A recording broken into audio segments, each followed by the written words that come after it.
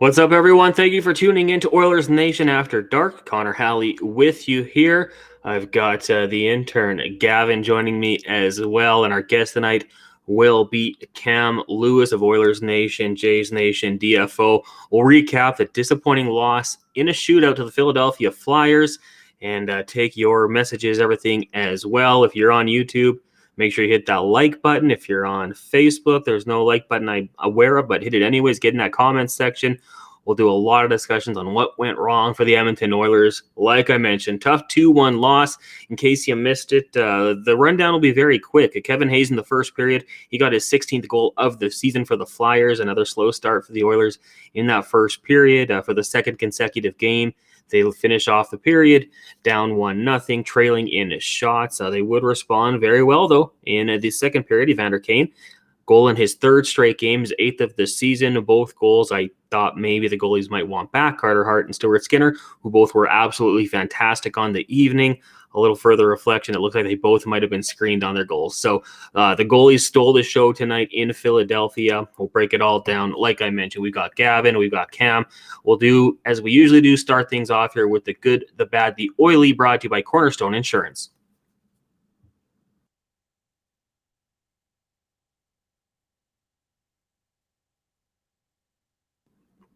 Cornerstone Insurance Brokers, Edmonton's premier boutique insurance brokerage with over 90 years of success and still growing. Visit cornerstoneins.ca/nation to get an online tenant or condo insurance quote in just a few minutes and use the discount code NATION for an exclusive rate. Find out why Cornerstone Insurance Brokers is ranked amongst the best in Alberta. And as we get to the good, the bad, the oily, we will bring in Cam Lewis. Cam, good evening. How are you doing tonight? Good. How are you? Doing very well, very well. I mean, better than a lot of the frustrated Oilers fans that we're going to be dealing with here tonight, but that's okay. I mean, after a game like that, I feel like Oilers fans should be a little bit frustrated, but we're going to start off with the good, as we usually do, and Stuart Skinner will be the good tonight. The guy, facing 36 shots, makes 35 saves, kept the Oilers in this game from the start with some big saves throughout the night, and, I mean, it had to be him. It had to be him tonight, Cam.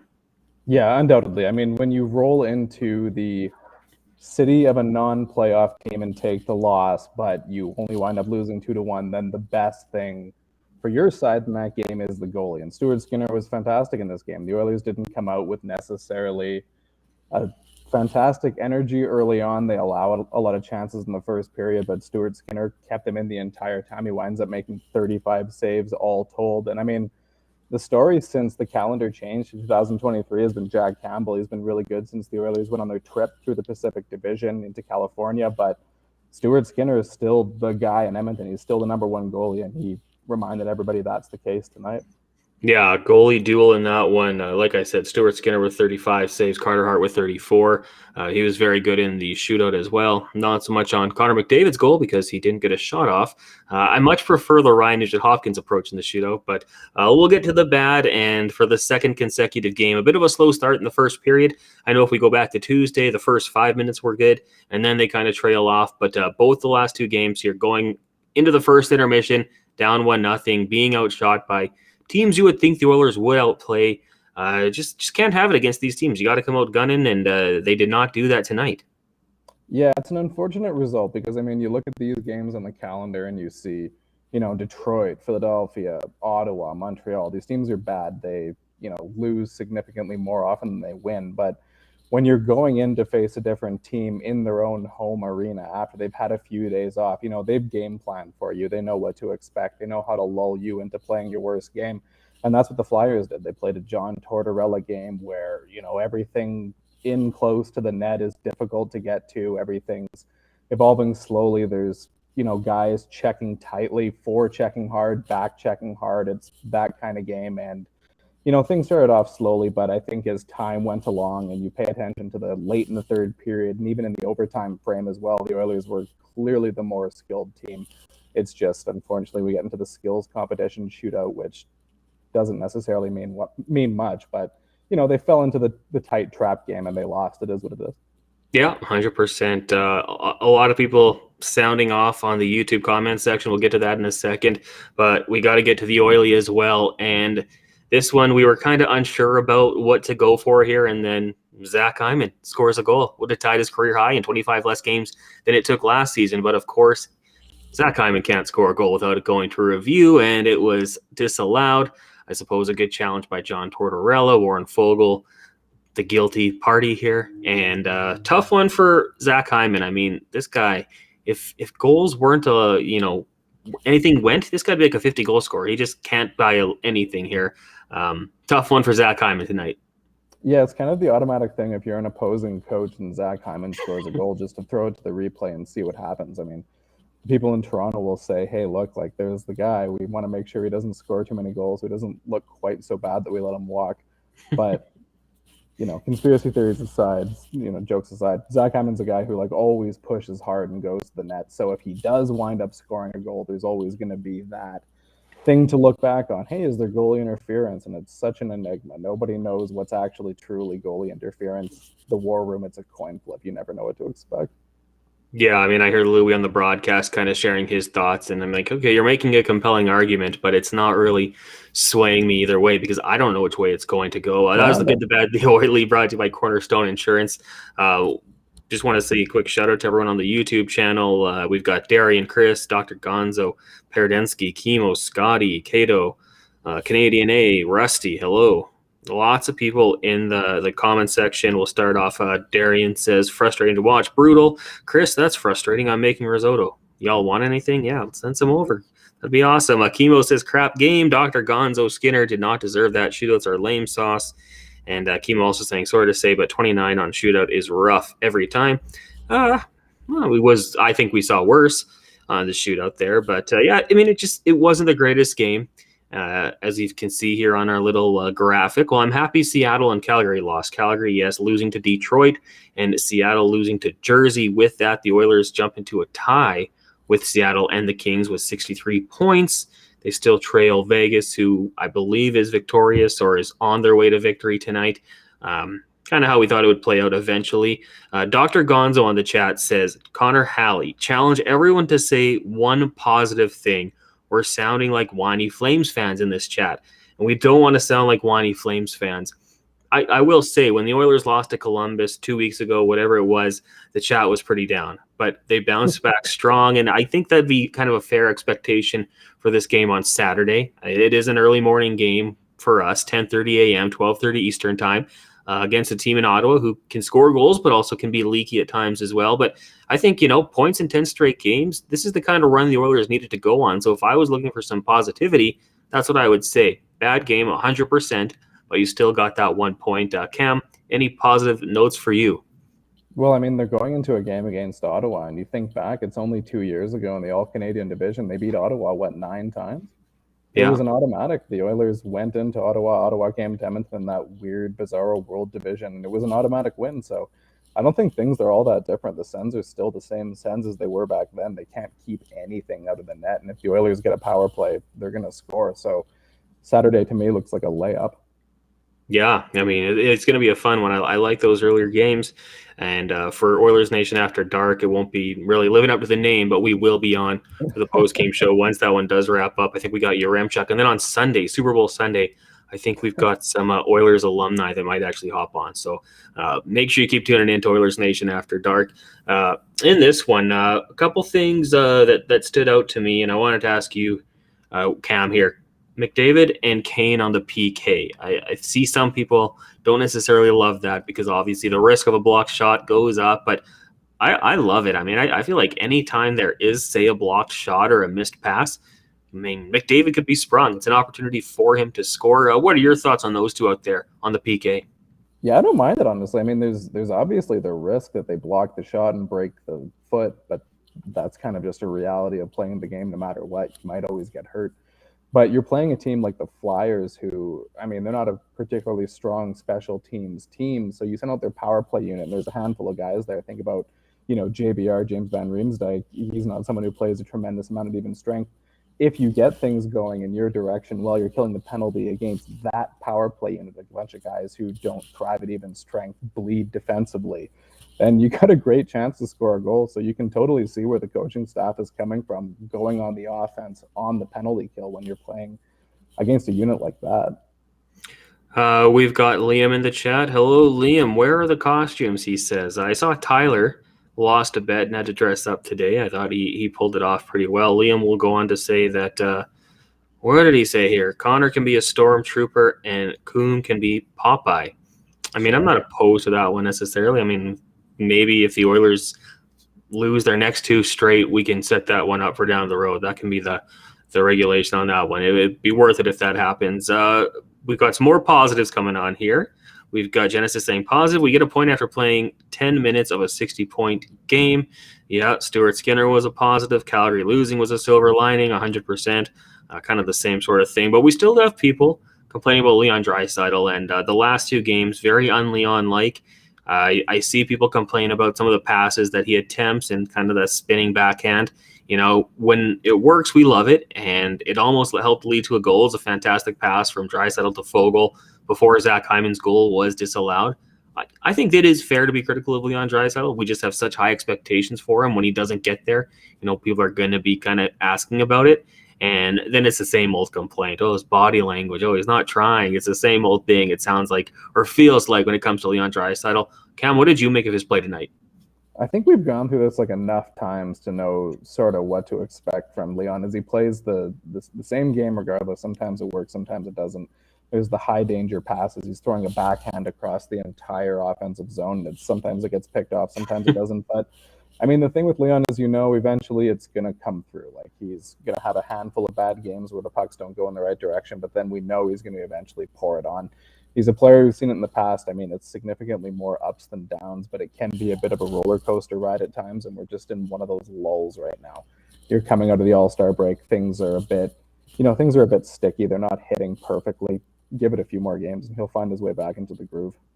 Yeah, I'm 100% with you on that one. In the YouTube chat here, some people bringing up him in the shootout, saying, you know, why not give Kane an opportunity? Leon doesn't seem to get it done in the shootout. I mean, he's a 50-goal scorer. I mean, and obviously we know a lot of them come on the one-timer and things like that, but I think there's worse options. I don't know. Would you make a change up to the shootout roster or lineup there?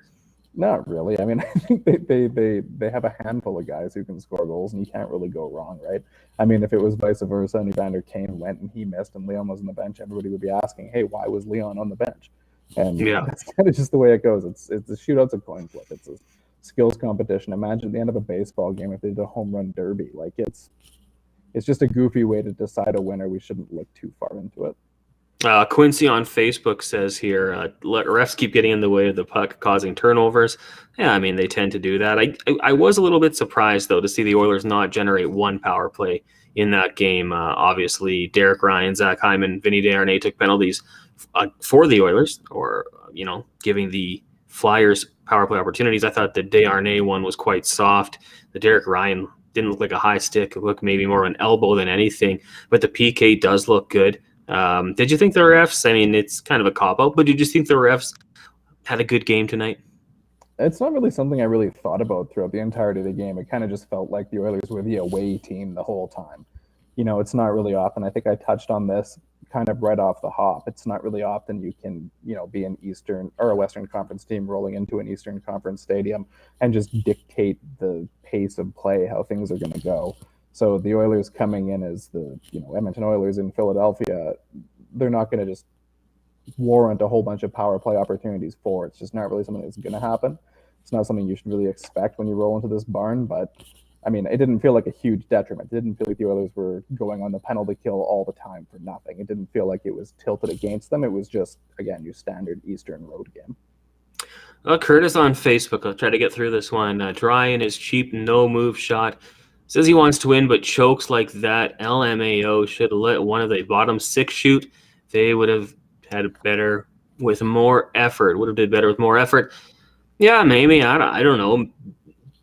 I have a hard time. I feel like if we're going to be critical, why are we not being critical of Connor McDavid in the shootout? He didn't get a shot off. I mean, and it's a pet peeve of mine. I hate when they slow it down, take it out wide. Like, I'm a much bigger fan of Ryan Nugent-Hopkins. Go into some speed, pick your spot, hit it, and just get out of there. It was a beautiful shot by Nugent-Hopkins, but yeah, I mean, if we're going to be critical of Draisaitl on the penalty shots or shootout, sorry, I mean, let's throw some criticism all around. I thought that was pretty bad. Oilers got a point out of the game. Stop your crying. That's from Neil. No, Neil, you know how Oilers post-game shows work. If they lose, people are going to be upset about it. We want to see this team go 82-0. That's the end goal for this team. What changes for you, Cam, going into the next game against Ottawa? Is it pretty much the same lineup? Is there any different moves you make? Do you go back to Jack Campbell? I can't really think of anything to switch up. I'd just go switching goalies back and forth from here on out, kind of until someone has a rough game. I mean, you got the back-to-back, so it's not going to be the same goalie twice. You'd think that Jack Campbell makes sense for the Saturday game and then Skinner again for the Sunday game. But otherwise, I really don't think the effort against Philadelphia tonight was terrible whatsoever. It was one of those ones where if you bring that exact same thing against the Sens or the Habs, there's a pretty good chance you'll wind up with 2 points. It was pretty much a coin flip tonight. Yeah. How about Jesse Puljujärvi? You bringing him back into the lineup, or do you think that ship has sailed and it's time to move on? At this point, it kind of just feels like there might be a trade around the corner, so that's why they're sitting him out, so that there isn't an injury at the last second, so they can't pull the trigger on a deal. Either that, or they're going to try and weave him through waivers and pull the trade after that. It just seems like the situation's now reaching its end, and he's not playing for that reason. It doesn't seem like it's necessarily a coaching decision anymore. It's more of a front office saying, hey, keep this player out of the lineup. That's what it seems like to me. Yeah, and I mean, Ryan Rashog was talking with Gregor yesterday saying that he thinks JP could be waived. So if a trade can't be moved, siren going by. So if you hear that one. We've also got here on Facebook, Randy says, looks like the 2-star players party too hard on their holidays. I think McDavid's had some jump. Puck's just not going in for him. He'll bounce back with the big point night. It's coming eventually. Some stranger on YouTube says, yes, bring Yessi back into the lineup. Yeah, that's an interesting one. And Yams, yeah, Kyler Yamamoto, I believe he's able to come back on the Sunday. And if that happens, the Oilers will have to make a move. So that could be potentially spelling the end for Jesse Puljujärvi. We'll see. Let us know in the chat here on YouTube. What would you do? Would you bring back Jesse Puljujärvi, get him out there? We've got 44 of you there. And make sure you hit that like button as well. Gavin, the intern, will just chiming in here on the chat. Only 9 minutes of ice time for Dylan Holloway tonight, too. Yeah, I mean, that seems kind of the way it's going to go with Jay Woodcroft. It's going to be those nights. Gavin, you want to bubble in here? You want to join us in the chat? Sure. How's it going? Good. Welcome. What did you make of tonight's game, and would you make any changes going into Ottawa's game on Saturday? Yeah, I don't think you make any changes because realistically, the skies are falling. We've got a point now in 10 straight games. Right, and we're going into a very winnable game. Well, next 2 games against Ottawa and Montreal. So, no, I wouldn't make any changes going forward here. Yeah, I mean, I think I'm with you. We are going to panic on this chat, obviously, and people are going to be a little bit nervous about it. But and you had some stats with was it McDavid and then the Oilers play as of late. I mean, if we take a step back, it's not quite as bad as it looks. No, exactly. Obviously, we're looking back to that LA loss. I think it was that 6-3 loss against LA. The sky was falling then, right? Then we went on that huge winning streak for us. And then ever since then, it's been awesome for us. So, no, I wouldn't make any changes, Connor. I'll just keep going the way we're going, and especially getting good goaltending from Skinner and Campbell. I'm liking where we're at. Yeah, the next 2 opponents, the Ottawa Senators. Ottawa's won 4 in a row, 6-4 in their last 10. Yeah, they've been playing good hockey. The Montreal Canadiens on the flip side, 4-5-1, losers of 2 straight. So, yeah, it'll be an interesting couple games here. I know anytime you go into Montreal, it's kind of the mecca of hockey, so the players will get fired up for that one. Do you guys still buy into the early morning games a struggle for the Oilers? I don't really read too much into that. Obviously, the history shows it is a problem, but we'll see how it goes on Saturday, right? I think it's a more difficult thing for teams to deal with when they're at home. I think when you're on the road, it's a little bit easier to wake up and find your energy. Yeah. But, I mean, it's totally random. We saw a whole bunch of different times during think about the pandemic season when they swept Ottawa in 9 or 10 games or whatever it was. There was all kinds of weird early starts with no fans in the crowd, and they still went out and just, pumped the Sens 8-2, 8-3. No reason why we can't see that this weekend. Yeah, that's a good point, actually. I mean, it's business trip when you're on the road. When you're at home, it might be a little bit tougher. On the Facebook chat, Justin says, bring Yessi back into the lineup. At least he hits people and tries. Can't say the same about the others. They give it away. They're horrendous. Or the giveaways are horrendous. Yeah, I mean, it's a pretty frustrating game tonight. It was pretty sloppy and, can't get that offense going. It's funny, though. Let's be realistic. If that Zach Hyman goal counts, how different is this chat right now? Like everyone's It's probably completely fired up. different. It's completely different. Exactly. So it is funny how one little thing doesn't go the Oilers' way, and all of a sudden it's frustration. It ruins everyone's night. You're not watching SportsCenter tonight. You're not watching the highlights. I get it. I'm the same way with the Chargers. They lose the game. I don't want to watch highlights. If they win, I'm all over it. So I totally get it. Hop back into the YouTube here. We got Rylan. Let's go Oilers. Yeah, there's the positivity we need. There we go. Genesis says the Sens are a stronger team than the pandemic version, 100%. I mean, a couple years older. It'll be a fun matchup, I think, where skill can go up against skill. And and after that, back home to take on the Detroit Red Wings once again. If that carries over from the last game on Tuesday, it'll be fun. If you're going to that one, it's going to be a real fun game. What have you guys made of the coaching staff for the last little while here? I mean, obviously trying to make some good adjustments, and we're starting to see those secondary scoring type players, the bottom six, make those jumps forward. With what Jay Woodcroft has done this year, I mean, where are you with him? You happy with what he's been able to do this season?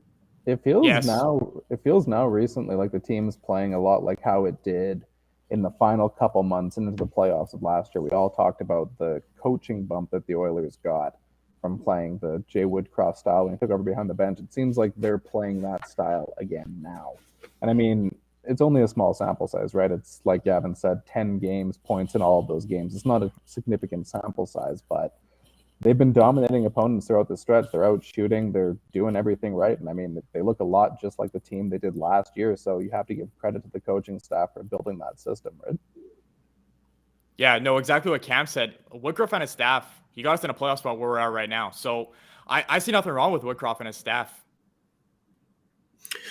Some stranger says, no, they still played a terrible game. I think that's in reference to me saying if they get that goal, it's a different attitude.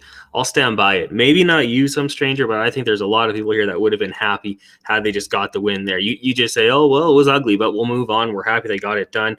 How about this one here? And Jogan Huber, 10-minute 3v3 after a tie. What do you guys think about that? Because I think Connor McDavid mentioned he'd kind of rather see a longer overtime compared to a shootout. I've been on board for that for a while, and I kind of think, it is longer, but maybe that gives a chance for some of the guys further down the lineup an opportunity to play 3-on-3, maybe a Ryan McLeod, a Dylan Holloway, or someone like that. Cam, what do you think about extending the 3-on-3?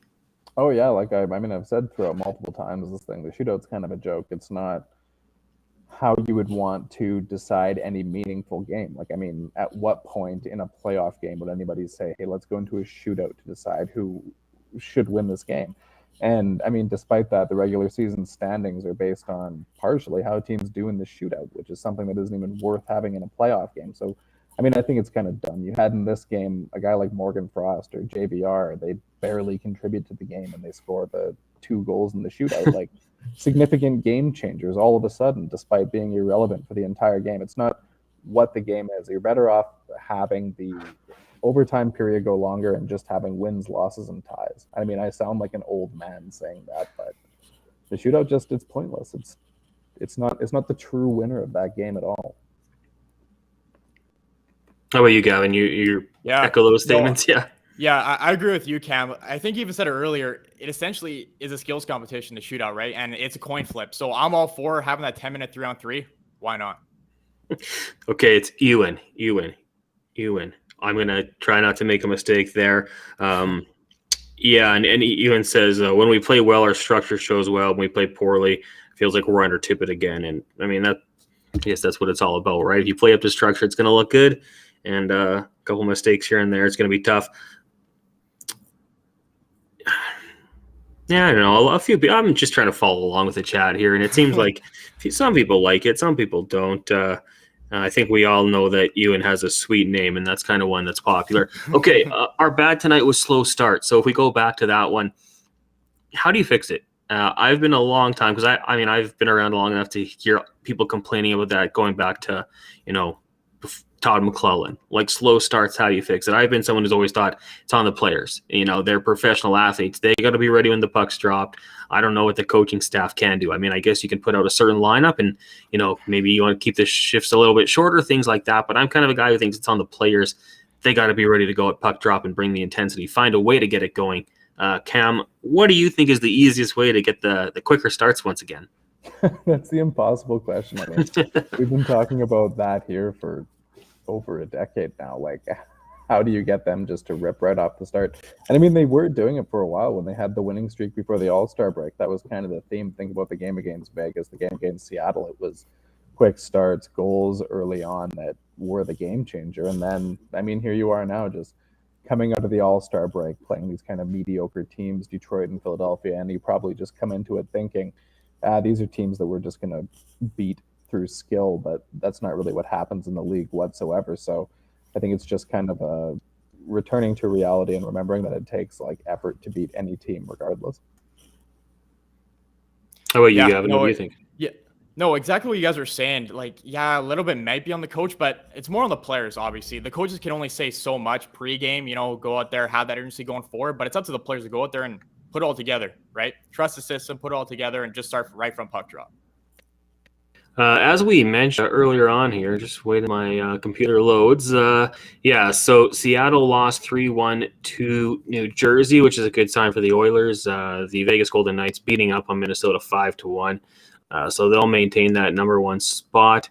And then the Flames losing to Detroit 2-1. So for the Edmonton Oilers, in a good spot. If you finish in that number one seed, I mean, do you guys think Colorado's going to find a way to get back into the top three in their division? Because, man, I would hate to finish first and, that's your matchup in the playoffs.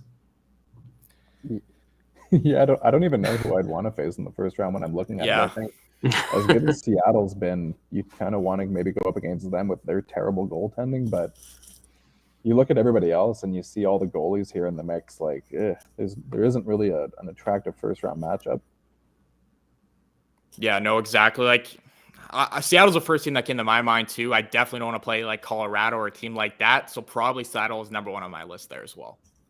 Yeah, I mean, I think I'm with you. I mean, and I'm Colorado right now, 58 points, so they're tied with Minnesota. Yeah. I mean, I wonder if I'd be too optimistic. Yeah, like Dallas probably has that division wrapped up. But, hey, maybe the Avs go on a bit of a run here.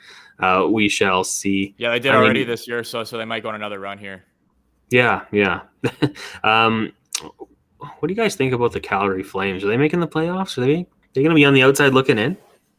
You'd love to see that. I mean, yeah, definitely. It'd be a hilarious outcome. I mean, I don't know. They've struggled this year. I don't know what the deal is with Jacob Markstrom. I mean, you thought that based on what happened over the offseason, the Flames apparently got better defensively, but Markstrom has not looked at all good this year. So something's the issue there. I mean, they were a lot more intimidating looking last year than they are this year. They look like a team that would be easy to bounce in the first round. Well, the problem with Markstrom is what happened against us in the playoffs last year. So ever since then, I'm telling you, he's completely lost it since then. They just ended his career.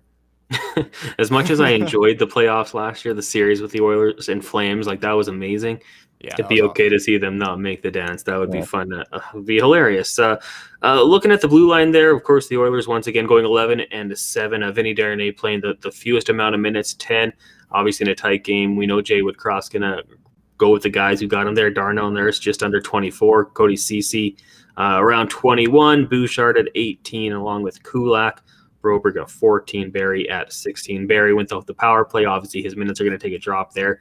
What did you guys think of Darnell Nurse tonight? Had a big shot block towards the end of the game. In overtime, had a couple opportunities.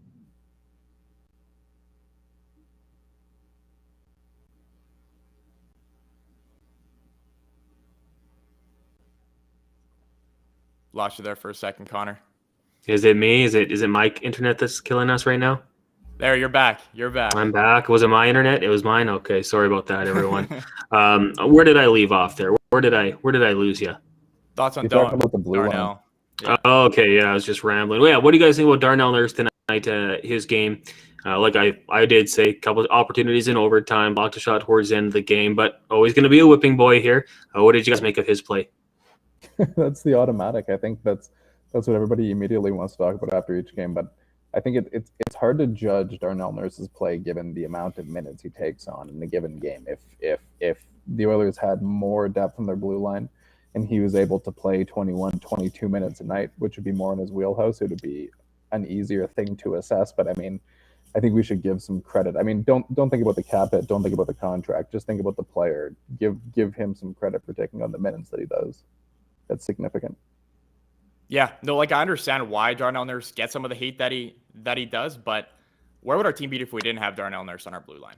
Right? Like he is our number one. Like unfortunately, yeah, he is, but unfortunately we are also paying him over $9 million a year. But he is our number one. It is what it is, and I don't want to see our team where it would be if we didn't have Nurse on our blue line right now. Yeah, 100%. I mean, you're a lot better with him than without him, and if he were to go down for a bit, it'd be probably quite an eye-opening moment. For sure. We talked about the playoffs there. Genesis says we're going to get Colorado eventually. Also saying I'd want Seattle or Vegas in round one. Darian saying I'd love to see another playoff BOA. Yeah, I mean, that was a lot of fun, especially the way it turned out that first game. Flames fans were flying pretty high, and it worked out well at the end of the day for the Oilers. Yeah, so, yeah, I mean, hey, we'll see. How about obligatory trade question? Jacob Chikrin, which way are you guys coming on that one? Would he be target one for you, or are you guys looking elsewhere? I'll start with you, Cam. The thing with Chikrin that I'm not sure about is now the problem for the first part of the season was the blue line, and it was always looking for the game-changing talent there, but then they've had two internal options step up and be quite good. Broberg plays now well with Evan Bouchard on the defensive pairing, and then you have Vincent Darnay as well, just being basically the shutdown D-man they wanted. Who comes out if you acquire Jacob Chikrin, like beyond even the salary cap thing? Because someone has to obviously be going to Arizona to make it work. Which D-man do you even take out of the lineup? And I really don't have an answer, because when you look at the style, you'd think like a Bouchard or a Barry comes out, but both have been good. Do you get better taking them out of the lineup? It's kind of a difficult question. What do you think, Gavin? Yeah, no, exactly. And no, he definitely would be my number one. My number one trade target for me is Jonathan Toews, because I think he comes into the Oilers lineup, he solves so much for. So go out and get Jonathan Toews, because then you have McDavid, Nuge, Toews as your 1, 2, 3 down the middle. Holy man, like that's unstoppable in the playoffs, and he can kill penalties for you too. So I think Jonathan Toews would be my number one trade deadline target. Ewan says, no, Connor, don't bring this point back. I think that's regarding Chikrin. I only bring it up because Vladimir Tarasenko was moved today, obviously, from the Blues to the Rangers. So I'm wondering if that'll start to open up some of the trade talks once again. The Oilers right now, I think, sitting pretty. Rusty, the Reckless Optimist, always appreciate your comments. Says we need to stop this whooping boy culture. Stop trying to blame someone and just enjoy watching some hockey. I work with Gregor Monday to Friday. He brings up a very good point, I think, just that if you're watching for these mistakes, you're going to find them, right? Sit back. Don't worry about his contract. Try to enjoy it. But it seems like there's always been the whipping boy with this team, and it's probably common amongst every NHL fan base. I mean, I remember Tom Pody getting a lot of blame, Jeff Petrie. Like, you go back long enough, there's going to be names. I'm sure you guys can think of some, too, where there was just always getting a lot of maybe unnecessary hate. Sean Horkoff for his contract was one that was always brought up. Like, there's always going to be something. Rusty, I like that. Rusty also agrees with you, Gavin. Says Toews would be unreal here. Some stranger. I agree. Genesis Toews is a good ad, but I don't know if Holland will broker a 3-team trade. Dr. Gonzo Toews, my second Captain Canada, would be sexy here. So, yeah, I mean, I think that's a name that a lot of people would like. For sure. I was talking about it on the show, and I think I brought it up even here, that Jonathan Toews, that $10 million cap hit, and then, would you compare that to a Ryan O'Reilly, $7.5 million contract? Obviously, the Blues move Tarasenko. You got to think O'Reilly's up next. Would that be a name that would be intriguing to you, or is it Toews all the way? Yeah, like O'Reilly definitely. Like, I would love him here in the orange and blue as well. So yeah, Riley name, he does interest me, but I think Toews will be my number one here. No way you can. Would Ryan O'Reilly be a guy you might look at? Yeah, I think in that situation, you're mostly just looking for someone that has pedigree. You're looking for someone who, I mean, all credit to Ryan McLeod for being the player he is at the age he is. You don't necessarily want to go into a conference final or a Stanley Cup final series with him being your shutdown third line center that goes up against the other team's best players, right? So whether it's Ryan O'Reilly, Jonathan Toews, somebody with that pedigree of playing in big games is who you'd like to add, either or, however you make it work. I would love to log on to Betway and see, what's going on there. What are the odds with who the Oilers might acquire? Betway tonight. Gavin, I heard a report that you actually said this would be a low-scoring game. So if you went there and threw some money on the under, which I hate doing, I would never do. You know, life's too short to bet the under. Exactly. Life is too short to bet the under. That's why I didn't bet it. That's why I just tweet about it. Tweet about it. Let people know you're giving the advice. But Betway, 19 plus. Do so responsibly. And I also want to let people know, what day is it today? It's the 9th. So it's the last day that you can enter to win a trip for 2 to the Toronto Nation vacation powered by AMA Travel. You can enter on Oilers Nation's Twitter, Facebook, or Instagram pages. Keep an eye out for the contest post and enter to win the trip of a lifetime powered by AMA Travel. Cam, did you go on the Vegas Nation vacation? I didn't, unfortunately, but I have been on the Vegas Nation trip. I went back in 2019. It was fantastic. These trips are always a blast. It's hard to pinpoint specific memories, if you know what I mean, but there's always good times. Kind of the longer the trip goes on, the less you. I get what you're saying. So if you want to go on that trip, you can check out the Oilers Nation social media pages. It's AMA Travel providing that one in Toronto. A good time. We had Jay on Tuesday, and he was talking about, this is going to be a classier affair. You're going in a box suite. You got I think drinks taken care of and food. It's going to be a good time. So make sure you definitely check that one out. One day I'm going to make it onto one of these Nation vacations. Guys, a few more things we'll probably touch on here before we wrap up. Just want to hop onto the chat room. Oh, it's already closed. I'm sorry. I teased it and I shouldn't have. Well, you should have done it earlier then, I guess. My sheet says till the 9th. I don't know. I have literally no power with Oilers Nation, so I can't even argue that one. But you missed your opportunity. You should have been watching on Tuesday. We would have told you all about it, and then you could have entered. But Darian, thank you for letting me know.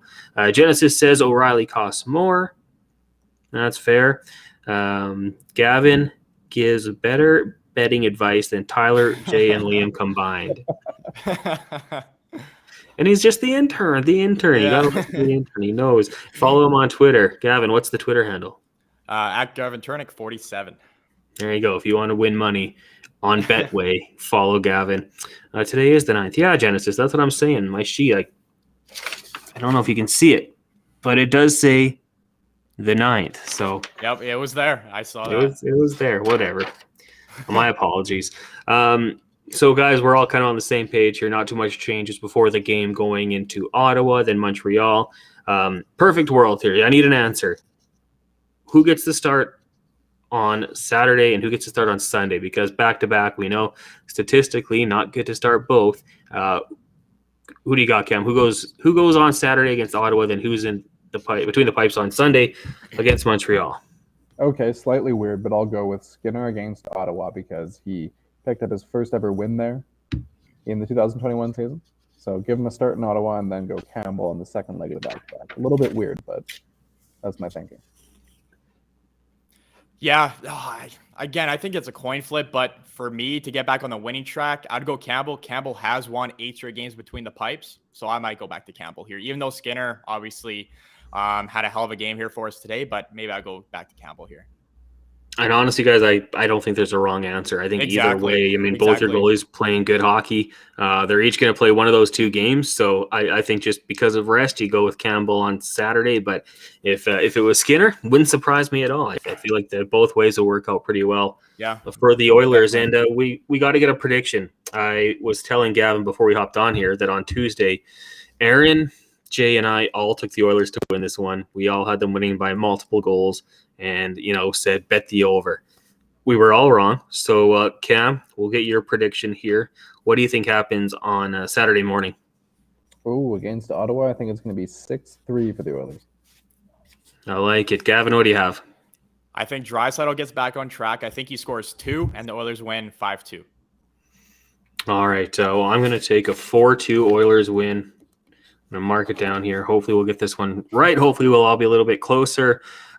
Make sure if you are watching on YouTube, hit that like button. We got to boost those numbers up for the algorithm, whatever that means. And thank you guys for tuning in tonight. I think we're going to call it a night. Let everyone get to do whatever they want to do. Still 8:30, so you got some time before you hit the bed. Again, just want to give a big thank you to Cornerstone Insurance. Check them out, cornerstoneins.ca/nation, to get an online tenant or condo insurance quote in just a few minutes and use the discount code NATION. Also, the AMA vacation. Sorry, I brought it up earlier when you can't enter the contest, but that's on you. You should have done it earlier. AMA travel, and of course, Betway. If you're going to gamble on Betway, do so responsibly, 19 plus. Cam, thanks a lot for doing this tonight. Gavin, thank you. Anytime. Thank you. And to everyone who tuned in, thank you so much. We'll talk to you on a Saturday afternoon after the Oilers hopefully defeat the Ottawa Senators.